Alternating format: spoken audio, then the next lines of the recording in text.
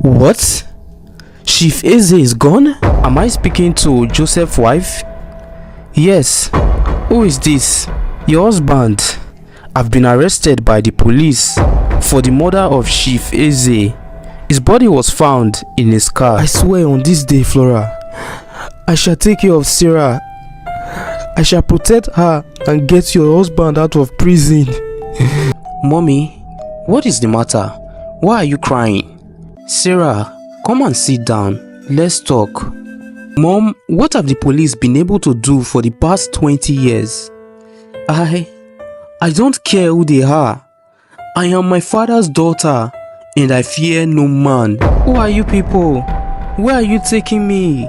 Yes, that reminds me. What of that girl that was locked up? Hope she have not escaped, because if I come back, I will use her and settle down. Eh? Usas, you know these things now. Let her cool me down. Eh? Usas! Usas! My God. My God. What do I do? What do I do? And tomorrow is my father's final trial. God, help me out. I can't stay here. I can't. And it was the next day, the last day of Sarah's father's trial. The day that would tell if Sarah's father, Joseph, will remain in prison forever or be a free man again.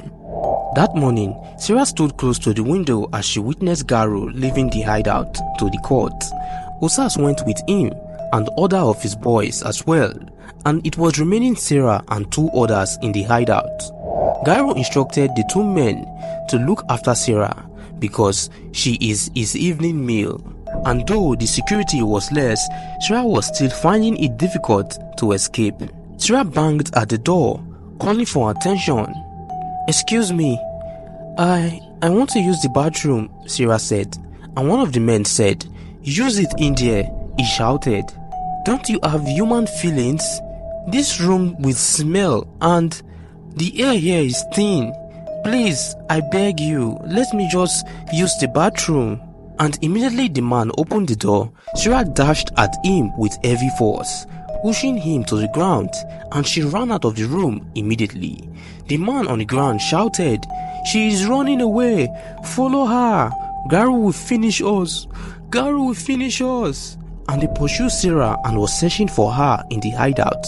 But however, Sarah was long gone. She entered a taxi and went straight home to put on her lawyer's outfit and went to the police station. But on her arrival, they told her Joseph had been taken to court.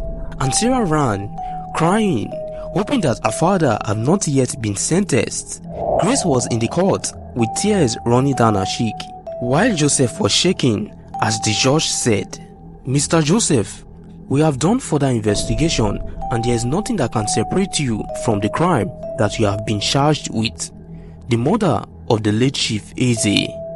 Mr. Joseph, if there's anything you want to say, I will grant it to you, but if there's not, I will continue with your sentencing." And Joseph said, "Your Honor, I didn't do it." And the judge said, "It's okay, Joseph. I shall now continue with your sentence. Mr. Joseph have been found guilty to the crime. I hereby sentence you, Mr. Joseph, without reasonable doubt, to life in prison." And suddenly, Sarah barged into the court and shouted, "Obstruction, Your Honor! That man is innocent of the crime he is being accused of." And at that moment, Grace was shocked to see Sarah with so much energy coming out of her, and she couldn't believe her eyes. "What? Is Sarah? Oh my God!" And Joseph was surprised as well. And the judge said, "Who are you?" And Sarah said, "I am Sarah, the daughter of Mr. Joseph here, and also an attorney of the law." And as Garo saw Sarah, he was shocked at that moment. He was confused to why she was there and how she is Joseph's daughter. And he figured out immediately the reason Sarah was buying newspapers of him and was investigating him to get her father out of prison. And Garo said, "Osas, what is the meaning of this?" "Chairman, I am surprised just as you are. If I had known she is the daughter of Mr. Joseph, I would have ended her before now. Osas! Osas! I will teach all of you a lesson. Don't worry. Osas! Osas! And while Garu and Osas was talking, the judge asked, "Young woman, what evidence do you have against my judgment?" And Sarah said with boldness, "Your Honor, at 9 p.m. my father, Mr. Joseph, went out to deliver some items to his client as a delivery man, of which he is well known of in the area. Your Honor, as an attorney myself, I know that a person cannot be judged by just looking at them, Your Honor.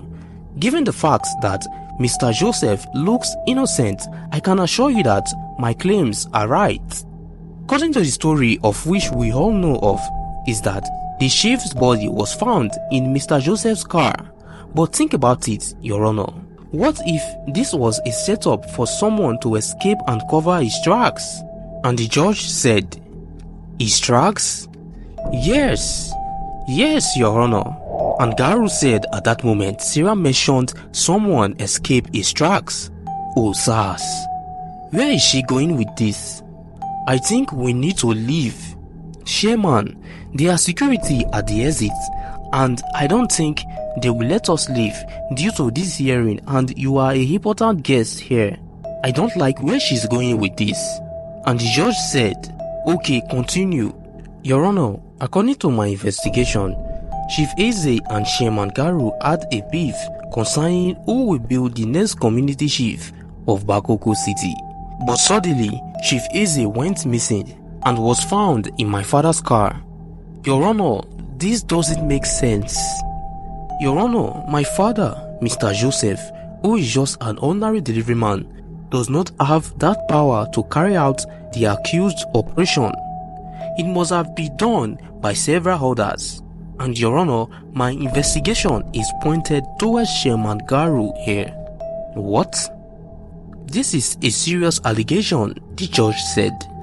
Yes, Your Honor, I can tell that this is correct, because for the past 2 weeks, I was kidnapped from my home by Chairman Garu, and at that moment, Garu got up and shouted, "Liar! I don't know this woman. I have never seen her before." And the judge said, "Silent and let her finish." Your Honor, I was restless, and like every other child would do, they would try to rescue and save their father. And as a certified lawyer as I am, I went to do my own findings by buying reports and newspaper about Garu and the late Chief Eze. And that was when I was followed home by Osas, one of Garu's boys. They came at midnight and took me to their hideout and locked me in a room with thin air. It was a terrible experience. I wouldn't wish for my enemy, Your Honor.